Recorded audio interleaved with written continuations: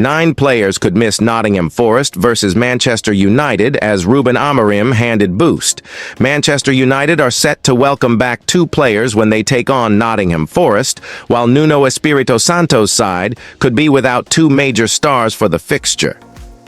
Manchester United's injury crisis is easing ahead of their Premier League clash with Nottingham Forest on Tuesday. Luke Shaw, Harry Maguire, and Lenny Yoro all returned to training last week, and Ruben Amorim has confirmed that Shaw is the only one not ready to play yet.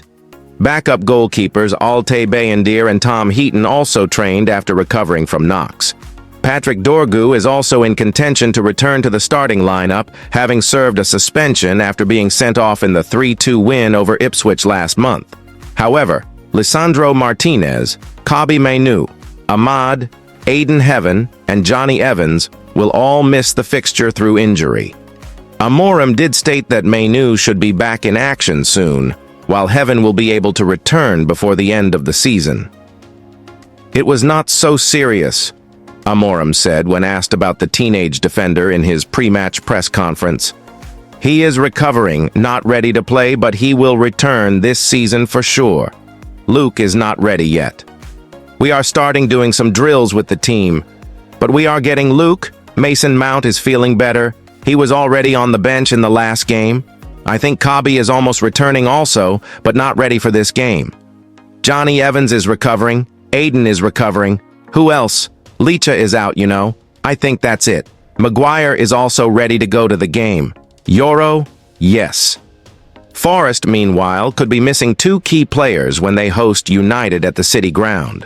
Star striker Chris Wood, who is the league's 4th top scorer with 18 goals, picked up a hip injury while on international duty with New Zealand and missed Forest's FA Cup quarter-final clash with Brighton.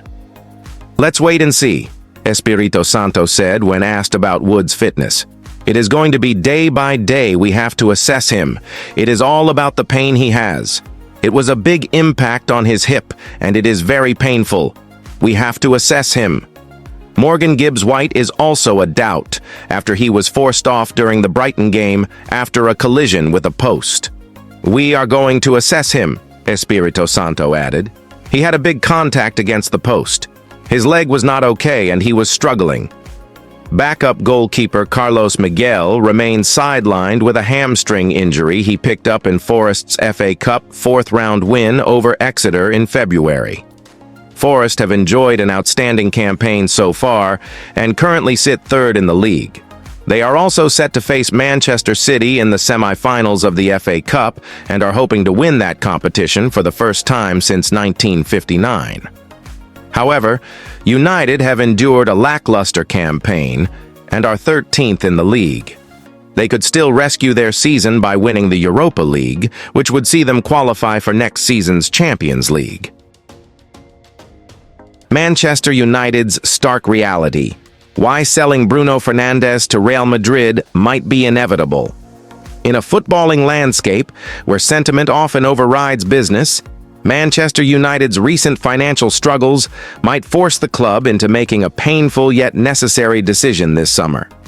The possibility of selling Bruno Fernandes, one of the team's most influential and consistent players, to Real Madrid may seem unthinkable to Manchester United supporters, but it is increasingly becoming a reality.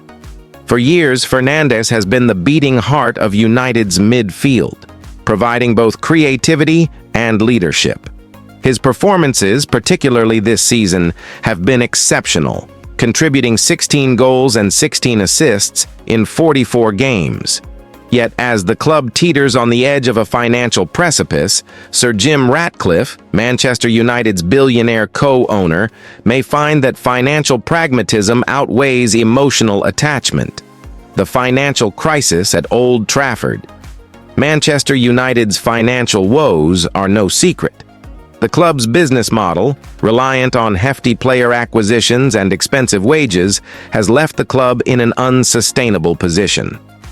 Sir Jim Ratcliffe, a cold-blooded businessman at heart, recently expressed his concern about the club's current financial health. In an interview, he bluntly stated, In super simple terms, the club has been spending more money than it's been earning now for the last 7 years, and it ends in a very difficult place. That difficult place, he explained, will culminate by the end of 2025 when the club's cash reserves run out. The stark reality is that Manchester United is bleeding money. With the club currently £515 million in debt and owing another £414 million for player signings, the pressure to turn things around is mounting. Even if the club has a rich history and global brand recognition, these financial pressures can no longer be ignored. The bottom line is that United cannot continue to operate at a loss and remain competitive in the Premier League.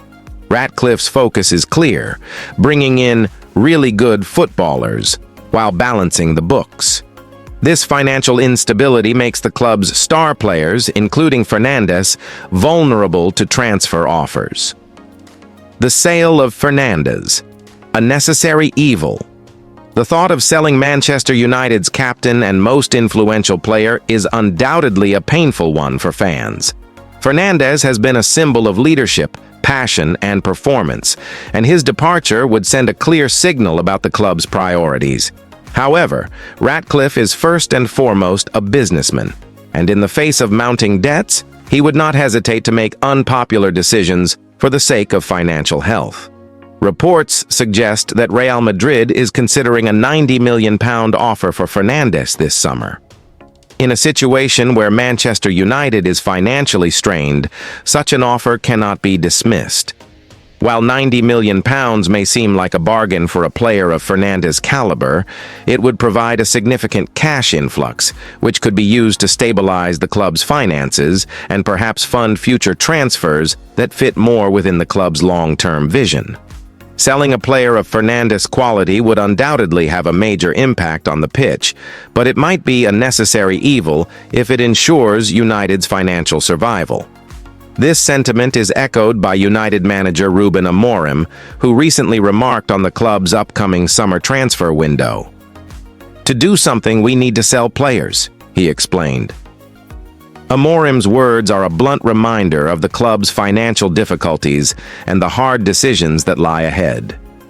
While there are players within the squad who may not have the same market value as Fernandes, moving them on could prove to be difficult. Selling the club captain, however, would not only ease the financial burden, but could also provide the necessary funds to reinvest in the squad. The unpopularity of the decision. Selling Fernandes would undoubtedly be a controversial decision, especially given his importance to United both on and off the pitch. But as Sir Jim Ratcliffe has made clear, the club cannot shy away from difficult decisions. His recent comments to the United We Stand fanzine emphasize his commitment to challenging the cost of running the club. Manchester United has become mediocre. It is supposed to be one of the best football clubs in the world. We have to make some difficult and unpopular decisions. If you shy away from the difficult decisions, then nothing much is going to change. These words hint at the magnitude of the decisions Ratcliffe will need to make in the near future. Selling Fernandes would likely be seen as a desperate move by many, but Ratcliffe and the club's executives may ultimately see it as an unavoidable choice. The club's financial situation cannot be ignored, and the £90 million generated from the sale of Fernandes could be the lifeline Manchester United desperately needs to survive in a highly competitive Premier League. Manchester United is not the same club it was a decade ago, when it seemed almost unthinkable that one of their star players could be sold to a rival like Real Madrid. The club's once indomitable financial position has been eroded, and with the Glazers' ownership under increasing scrutiny, it remains to be seen whether the club can regain its former status. Sir Jim Ratcliffe's comments suggest a new era of realism at the club, where emotional decisions must give way to financial survival. Selling Fernandes, while undoubtedly unpopular, may be a key step in the restructuring of Manchester United, both on and off the field. In the harsh world of modern football, no player, not even a club captain, is beyond being sold if it ensures the club's financial future.